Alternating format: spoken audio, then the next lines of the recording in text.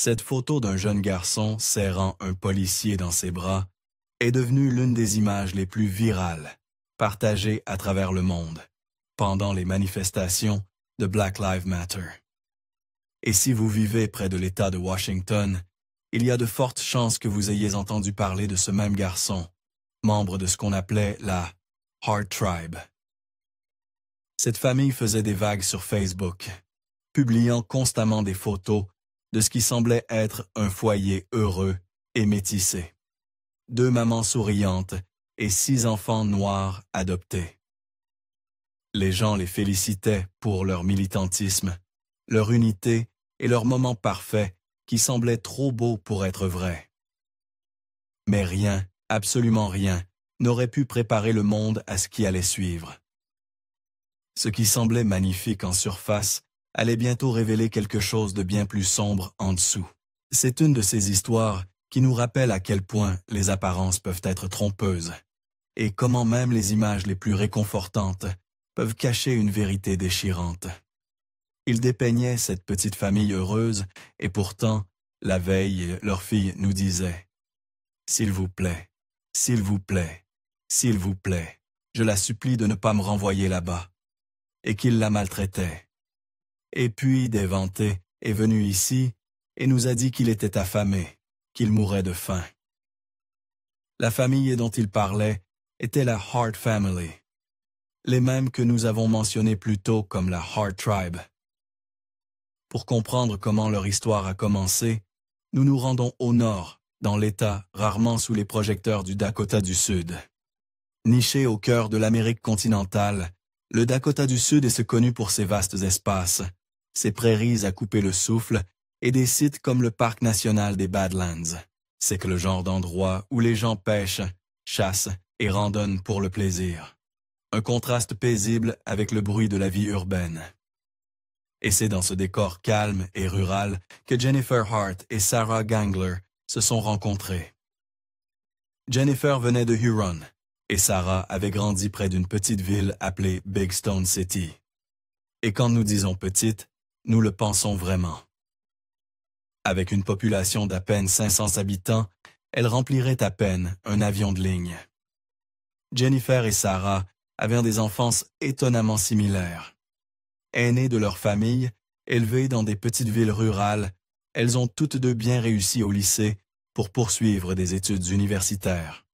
Elles rêvaient chacune de devenir enseignante, Sarah se spécialisant dans l'éducation spécialisée. Par ce qui semblait être une coïncidence, ou peut-être le destin, les 2 femmes se sont retrouvées à transférer à la Northern State University à Aberdeen, dans le Dakota du Sud.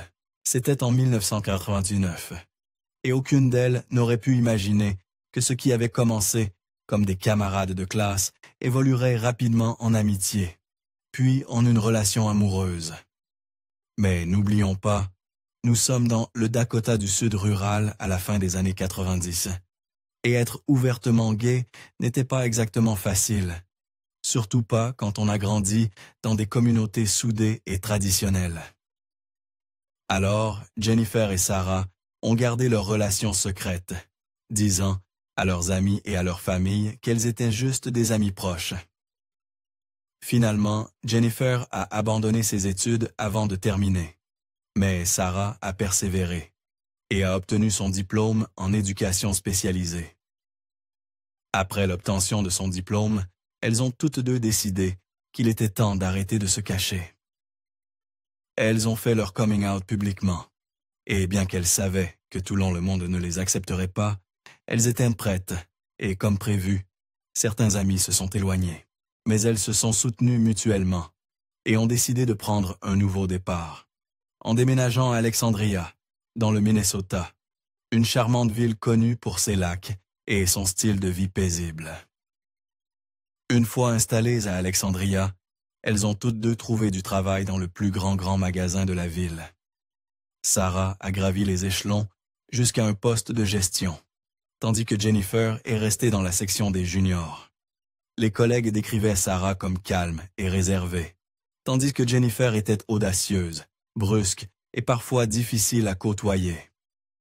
Mais ensemble, elles se complétaient d'une certaine manière, comme le yin et le yang, chacune comblant les lacunes de l'autre. Vers la mi-vingtaine, cependant, elles ont toutes deux ressenti qu'il leur manquait quelque chose.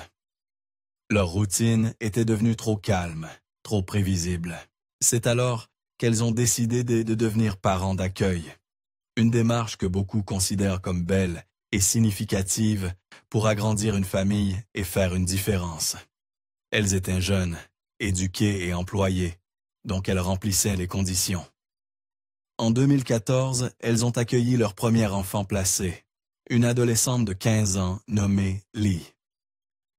Au début, tout semblait parfait.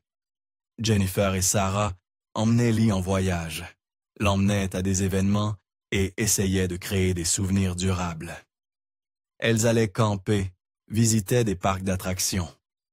En surface, cela ressemblait à un début idyllique. Mais seulement quelques mois plus tard, des fissures ont commencé à apparaître. Les gens autour d'elles ont remarqué que Jennifer et Sarah se plaignaient souvent de Lee, se moquant de ses habitudes, de son attitude et de ses centres d'intérêt.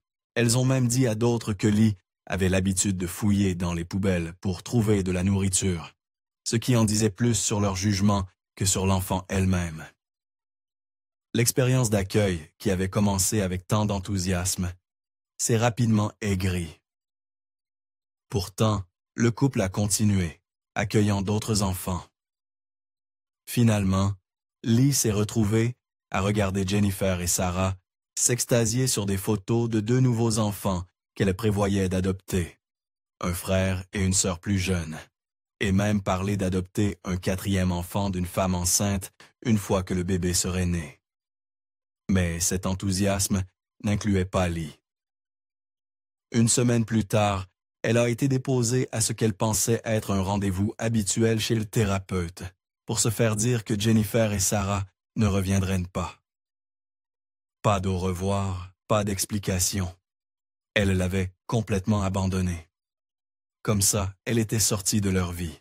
En 2006, 2 ans après avoir renvoyé Lee dans le système de placement, Jennifer et Sarah ont officiellement adopté 3 enfants. Abigail, âgée de 2 ans, Anna, 4 ans, et Marcus, 7 ans. Statistiquement, ces enfants étaient considérés comme difficiles à placer. Malheureusement, la race joue encore un grand rôle dans les taux d'adoption, et tous les 3 étaient des frères et sœurs noirs, ce qui signifiait qu'ils devaient être adoptés ensemble, ce que beaucoup de familles n'étaient pas prêtes ou capables de faire. Mais Jennifer et Sarah les ont accueillis, et de l'extérieur, cela semblait être un acte de compassion magnifique. C'est à ce moment-là que Jennifer Hart a vraiment commencé à façonner l'image de sa soi-disant famille parfaite en ligne. Elle a commencé à publier régulièrement sur Facebook, documentant ce qu'elle appelait leur première nuit en tant que famille de 5. Mais au lieu de chaleur et de douceur, la nuit semblait chaotique, voire alarmante. Elle décrivait des incidents d'urination, quelqu'un faisant caca sur les murs, un enfant tombant et un autre ayant même besoin de la manœuvre de Heimlich. C'était fou, et alors que la plupart des parents paniqueraient probablement ou garderaient cela privé, Jen le partageait ouvertement, presque comme si c'était une aventure excentrique. Elle écrivait que les enfants étaient difficiles, mal élevés et profondément troublés, mais insistait sur le fait que Sarah et elle étaient là pour le long terme. « Si ce n'est pas nous, qui alors ?» disait-elle, comme si elles étaient le dernier espoir pour ses enfants. Et bien que l'éducation de 3 enfants traumatisés soit incontestablement difficile, cela n'a pas empêché Jen et Sarah de demander à adopter encore plus d'enfants. Juste 2 ans plus tard, au printemps 2008, leur demande a été approuvée à nouveau. Cette fois, elles ont reçu 3 autres enfants, Devante, 5 ans, Jeremiah, 4 ans, et Sierra, 3 ans. Avec 6 enfants adoptés désormais sous leur garde, tout noirs et tous issus de milieux difficiles, les fissures dans la dynamique familiale ont commencé à se manifester. Peu de temps après l'arrivée des nouveaux enfants, les choses ont pris une tournure troublante, Cette même année, Anna s'est présentée à l'école avec des bleus visibles sur les jambes. Quand son enseignante lui a demandé ce qui s'était passé, Anna a dit que l'une de ses mères l'avait frappée avec une ceinture. Mais lorsque Jen et Sarah ont été interrogées, elles ont balayé l'incident. Elles ont prétendu ignorer d'où venaient les bleus et ont dit que peut-être Anna les avait eus en jouant. Choquant, aucune accusation n'a été portée. Mais ce qui s'est passé ensuite était encore plus suspect. Tous les 3 enfants ont été retirés de l'école comme ça. Ce n'est que lorsque les services sociaux ont été informés que les enfants ont finalement été réinscrits. Pourtant, les signaux d'alarme devenaient de plus en plus forts. Malgré tout cela, Jen gardait ses réseaux sociaux actifs, peignant soigneusement une image rose de leur famille non conventionnelle. 2 mamans blanches lesbiennes, élevant 6 magnifiques enfants noirs. Sarah continuait à travailler dans le commerce de détail, soutenant financièrement la famille, tandis que Jen devenait une mère au foyer à plein temps. Mais elle ne restait pas seulement à la maison. Elle emmenait les enfants dans des voyages, pour ce qu'elle appelait des festivals de transformation. Ces événements de plusieurs jours étaient remplis de musique, de danse, de yoga et d'une atmosphère spirituelle bohème. Ce changement de mode de vie a finalement conduit la famille à quitter le Minnesota pour s'installer dans l'Oregon en 2013, attirés par une communauté plus tolérante et une proximité avec leurs musiciens et événements préférés. Peu de temps après le déménagement, Jen et Sarah se sont officiellement mariées, Sarah prenant le nom de famille de Jennifer Hart, ainsi que les enfants. À partir de ce moment, le Facebook de Jen est devenu un véritable album de moments forts. Publication après publication, on voyait des enfants souriants portant des couronnes de fleurs, des câlins collectifs lors de festivals, des sessions de jardinage ou des clichés artistiques pris à la maison. Ces légendes étaient remplies de discours sur l'amour, la guérison, la communauté et l'acceptation. Le genre de contenu qui attirait des likes et des partages. Le public était conquis. Les gens les voyaient comme des héroïnes désintéressées. 2 mamans qui avaient pris en charge 6 enfants et les élevaient dans une bulle paisible et progressiste. C'était une histoire parfaitement orchestrée, et ça fonctionnait. Le monde applaudissait, mais derrière ces moments filtrés et ces mots soigneusement choisis, se cachait une réalité qui n'avait rien d'aimant. Les rapports gouvernementaux et les dossiers scolaires ont commencé à raconter une autre histoire. Les enseignants avaient remarqué des bleus sur les enfants. Certains d'entre eux avaient même confié qu'ils étaient enfermés dans des pièces ou privés de nourriture à la maison. En fait, certains enfants en étaient réduits à voler de la nourriture à leurs camarades de classe pour survivre. Abigail a raconté à une enseignante que Jennifer l'avait punie en lui plongeant la tête dans de l'eau froide, puis en la giflant au visage. Pourtant, à chaque fois qu'un incident grave était signalé, la famille Hart semblait passer entre les mailles du filet. Et puis, comme avant, elles ont retiré les enfants de l'école pour de bon. Cette fois, elles ont prétendu passer à l'école à la maison. Cela ne s'est pas arrêté là. Des lanceurs d'alerte, des voisins, des amis, même des connaissances, ont commencé à contacter les services de protection de l'enfance. Leur rapport était profondément troublant. Ils disaient que Jen dirigeait la maison comme un camp d'entraînement strict. Les enfants avaient peur d'elle. Une accusation particulièrement sombre était que Jen contrôlait l'accès à la nourriture, non seulement comme punition, mais comme moyen de pression. Elle aurait refusé des repas aux enfants, à moins qu'ils ne posent pour des photos joyeuses et affectueuses qu'elle pouvait publier en ligne. Les photographes qui travaillaient avec la famille disaient la même chose. Les enfants souriaient pour la caméra sur commande, obéissants et joyeux. Mais dès que la caméra disparaissait, les sourires s'évanouissaient. La lumière dans leurs yeux s'éteignait. La transformation était étrange, comme si quelqu'un avait actionné un interrupteur. Les services de protection de l'enfance, CPS, ont fini par s'impliquer à nouveau et ont commencé à interroger les enfants Hart sur leur vie à la maison. On pourrait penser que ce serait le tournant, n'est-ce pas? Mais étrangement, lors de ces entretiens, chaque enfant donnait des réponses étrangement similaires, presque comme s'ils avaient été répétés. Un par un, ils ont tous nié qu'il y avait de la maltraitance à la maison. Pas de signaux d'alarme, pas de cris à l'aide, juste des réponses calmes et uniformes qui donnaient l'impression que tout allait parfaitement bien. Mais c'est précisément ce qui rendait cela si troublant. Puis, en 2014, Devant Hart, l'un des plus jeunes fils adoptifs de Jen et Sarah, est devenu une sensation virale. Sa photo, prise lors d'une manifestation Black Lives Matter, le montrait en larmes serrant un policier blanc dans ses bras, tout en tenant une pancarte « Câlin gratuit ». L'image a touché les cœurs, est devenue un symbole d'espoir, et s'est rapidement répandue sur Internet. Devant a été surnommé « le garçon qui a serré un policier dans ses bras ».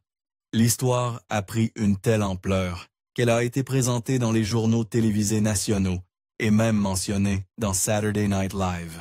Jen, qui avait toujours soif d'attention, se délectait de l'amour du public. Ses réseaux sociaux étaient remplis de légendes émouvantes et d'images soigneusement sélectionnées de sa famille, faisant des activités manuelles, jardinant ou assistant à des rassemblements. Le message était toujours le même: amour, paix, guérison, unité. Cela ressemblait à la famille de rêve, mais en 2016, le Facebook de Jen s'est soudainement tu. Plus de publications, plus de mises à jour, rien. Ce n'est qu'en 2017 que Jen a refait surface en ligne. Mais cette fois, son ton était différent, défensif. Elle a publié que les gens autour d'eux ne comprenaient pas leur style de vie progressiste et alternatif. Derrière ces mots vagues, cependant, quelque chose de plus stratégique se passait. Les CPS enquêtaient à nouveau, les investigations s'intensifiaient, et au lieu d'y faire face, Jen et Sarah ont fait leurs valises et ont déménagé discrètement. Pas de fanfare, pas de publication d'adieu, juste une fuite silencieuse vers Woodland, Washington. Là, elles ont trouvé une grande ferme à 2 étages à la campagne. C'était isolé, paisible et, surtout, loin des projecteurs. Jen a redémarré son Facebook, essayant de reprendre là où elle s'était arrêtée. Nouvelle publication, nouvelle photo de famille, la même vieille narrative du « nous vivons dans l'amour ». Mais derrière ces photos filtrées, la vérité se défaisait rapidement. Une nuit, au milieu d'une chaude soirée de juillet, quelque chose de terrifiant s'est produit. Hannah Hart, âgée de 15 ans, a sauté par la fenêtre de sa chambre au 2e étage et a couru pieds nus jusqu'à la maison d'un voisin, celle de Donna et Bruce DeKalb. Il était plus de 2 heures du matin et le couple a été réveillé par des coups frénétiques. Hannah était là, effrayée, affamée et suppliant de ne pas être ramenée chez elle. Les DeKalb étaient choqués, et peu de temps après, le reste de la famille Hart était dehors, appelant Hannah. Quand Jen est enfin arrivée à leur porte, elle a calmement balayé l'incident, disant que Hannah mentait pour attirer l'attention. Mais Donna et Bruce ne se sentaient pas à l'aise avec cela. Quelque chose dans la panique d'Hannah, sa peur, ne leur semblait pas normal. Le lendemain, la fille de Donna a appelé la police. Elle leur a dit « Il y a des enfants que je pense être gravement maltraités. » Elle a décrit comment Hannah avait sauté par la fenêtre et supplié de rester cachée, et comment plus tard, les enfants étaient revenus, tous alignés de manière rigide et répétant la même chose. Que tout allait bien. Il était clair que quelque chose n'allait pas. « Ouais, il y a des enfants que je pense être gravement maltraités. » D'accord, je vais vous donner l'adresse de la maison de ma fille parce que c'est juste à côté. D'accord, que se passe-t-il là-bas? L'autre nuit, une petite fille a sauté par la fenêtre du 2e étage sur le toit, puis sur le sol, et a couru chez ma fille, et c'était vers 2 heures du matin, en les suppliant de l'aider, et quand ils sont venus la chercher, Elle suppliait ma fille de ne pas leur dire qu'elle était là. Et puis finalement, mon gendre leur a dit. Et puis, elle a fait revenir les 4 enfants plus tard pour dire que tout allait bien. Et ils étaient tous debout au garde-à-vous, comme s'ils étaient terrifiés. Et je pense qu'il se passe quelque chose de très sérieux là-bas. Je suis très inquiète pour ces enfants. Le lendemain même, les DeKalb ont reçu une lettre, soi-disant écrite par Hannah, s'excusant pour son comportement. Mais les mots, ça ne ressemblait pas à une adolescente de 15 ans. C'était trop formel, répété, presque comme si quelqu'un d'autre l'avait écrit. Donna et Bruce ne voulaient pas de drame avec les voisins, mais maintenant, ils étaient en alerte. Donna a commencé à tenir un journal, notant tout ce qu'elle observait. Les stores de la maison Hart étaient toujours fermés. Les enfants semblaient plus maigres à chaque fois qu'elle les voyait. On ne les voyait jamais jouer dehors. C'était comme s'ils étaient cachés, et puis est venue des ventes. Cette fois, l'approche était plus calme. Il a frappé à leur porte et a calmement demandé de la nourriture. Il leur a dit qu'il avait toujours faim et a demandé s'ils pouvaient laisser des collations à la lisière de la propriété, là où ses parents ne le verraient pas. Et dans un moment déchirant, il a tranquillement admis que tout ce qu'Anna avait dit était de vrai. Il leur a même demandé de contacter les services sociaux. C'en était trop. Les DeKalb ont appelé les services de protection de l'enfance et le 23 mars 2018, les CPS se sont présentés chez les Hart pour vérifier. Mais quand ils sont arrivés, il n'y avait pas de réponse, pas de mouvement. Personne n'a ouvert la porte. Ils ont laissé une note et sont revenus quelques jours plus tard. Mais lorsqu'ils sont revenus, les choses avaient pris une tournure glaçante. L'allée était complètement vide. Le SUV de la famille avait disparu. Des débris et des blocs de béton étaient éparpillés devant la maison. La famille Hart avait disparu sans laisser de traces, et pour la première fois, il n'y avait pas de publication poétique de Jen, pas de photos souriantes, pas de hashtag sur l'amour, juste le silence. Ce que les enquêteurs allèrent découvrir ensuite était le résultat horrifiant du SUV de la famille Hart, qui s'est écrasé à travers un petit mur de soutènement et a plongé d'une falaise de 30 mètres. Il était clair, d'après la scène, que la famille avait quitté leur maison dans la panique. Donna DeKalb, la voisine préoccupée qui avait déjà été témoin de signes de maltraitance, ne pouvait se débarrasser du sentiment que quelque chose n'allait vraiment pas. Elle savait dans son fort intérieur que les Hart fuyaient. C'était évident, mais aucune suspicion n'aurait pu la préparer à la sinistre vérité qui allait se révéler. Juste 2 jours avant l'accident, le 24 mars 2018, Jennifer et Sarah Hart ont fait monter leurs 6 enfants adoptés dans leur SUV. Elles ont dit aux enfants qu'ils partaient en voyage. Il n'était pas inhabituel pour la famille de faire des voyages imprévus. Mais cette fois-ci, cela semblait différent. Précipité, urgent, presque désespéré. Jennifer s'est installée au volant et a démarré en hâte, allant jusqu'à défoncer un petit mur dans le processus, ce qui deviendrait plus tard une pièce troublante du puzzle. Contrairement à ses habitudes de fanfare sur les réseaux sociaux, il n'y avait pas de publication joyeuse ou de mise à jour photo sur ce soi-disant voyage. Mais ce qu'il y avait, cependant, était une piste numérique. Les données du téléphone portable ont été captées par plusieurs tours le long des autoroutes côtières, alors que la famille voyageait vers le sud, quittant Washington, passant par l'Oregon et finissant par arriver dans le nord de la Californie. En chemin, ils se sont brièvement arrêtés à une station-service pour acheter de la nourriture, mais les enfants ne sont jamais sortis de la voiture. Ils sont restés cachés, silencieux, invisibles. Le 25 mars, la veille du retour des CPS pour trouver la maison Hart étrangement vide, une caméra de sécurité a capturé des images de Jennifer dans un supermarché Safeway. La prochaine étape connue était un Walmart en Californie.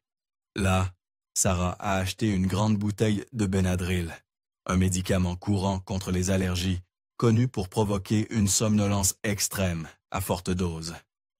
Après l'achat, Sarah est retournée au SUV et a préparé des sandwichs pour les enfants, glissant soigneusement des doses de Benadryl dans leur nourriture. Marcus, 19 ans, a reçu la dose la plus importante, environ 20 comprimés. En même temps, Jennifer, qui ne buvait pas régulièrement, a commencé à consommer plusieurs bières. C'était un comportement profondément inhabituel pour elle. Mais ce jour-là était clairement différent. Une fois que les enfants avaient mangé, drogués à leur insu, Sarah et Jennifer sont remontées dans leur siège. Jennifer était toujours au volant, même après avoir bu, et Sarah, téléphone en main, a commencé à faire des recherches troublantes comme « Quelle quantité de Benadryl faudrait-il pour tuer une femme de 60 kilos? Et combien de temps faut-il pour mourir de noyade par hypothermie? » Elle a même cherché « Est-ce que ça fait mal de mourir? » Après ses recherches, Sarah a avalé 42 comprimés de Benadryl elle-même. Il est glaçant d'imaginer ce qui lui passait par la tête si elle était terrifiée, engourdie ou simplement résignée à ce qui allait arriver. Tôt le matin du 26 mars, la famille a quitté Walmart et a continué son trajet le long de la côte accidentée. Quelque temps après, ils sont arrivés à une falaise près de Westport, en Californie. Les enfants étaient toujours à l'arrière, sans ceinture, drogués et à peine conscients. Le SUV s'est arrêté brièvement près du bord de la falaise, juste assez longtemps pour que la décision finale soit prise. Puis, sans hésitation, Jennifer a appuyé sur l'accélérateur. La voiture a bondi en avant, a accéléré vers le bord et a plongé de la falaise de 30 mètres, tombant vers l'océan rocheux, en dessous, à une vitesse estimée à 145 km/h.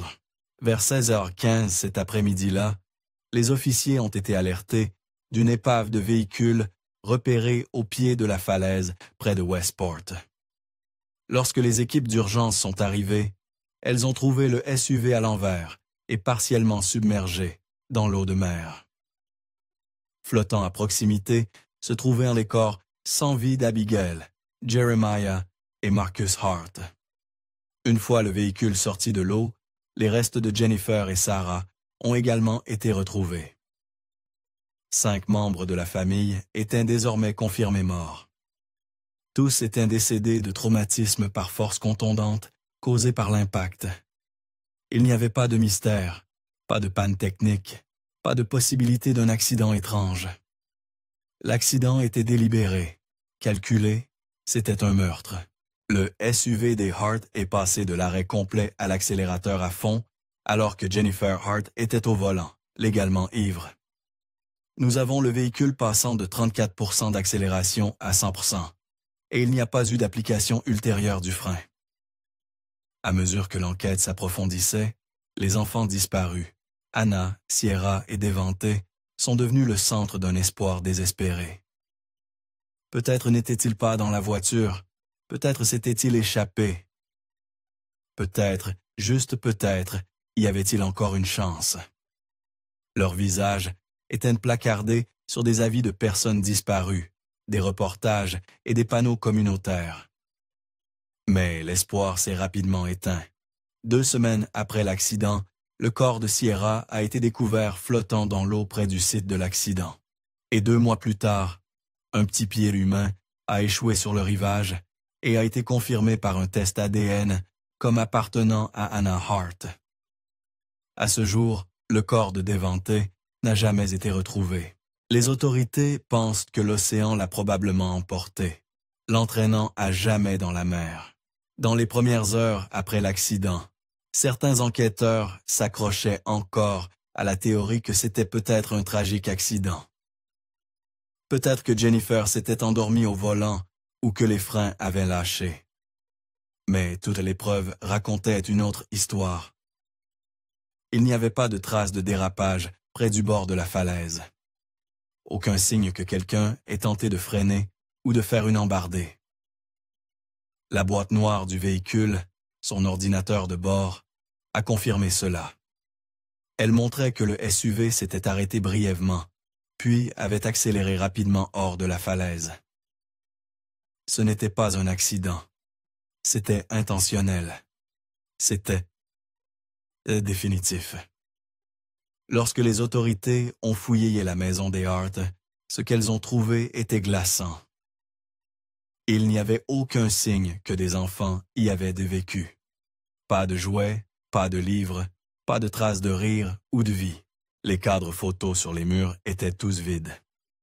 À l'intérieur, c'était froid, stérile et dépourvu de joie. Les autopsies ont révélé que presque tous les enfants étaient gravement sous-poids. Bien qu'adolescents, leur corps avait la taille d'enfants beaucoup plus jeunes.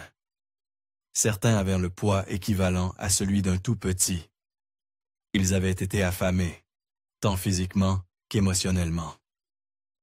Les photos souriantes que Jennifer avait partagées en ligne étaient mises en scène. Les légendes joyeuses étaient des mensonges.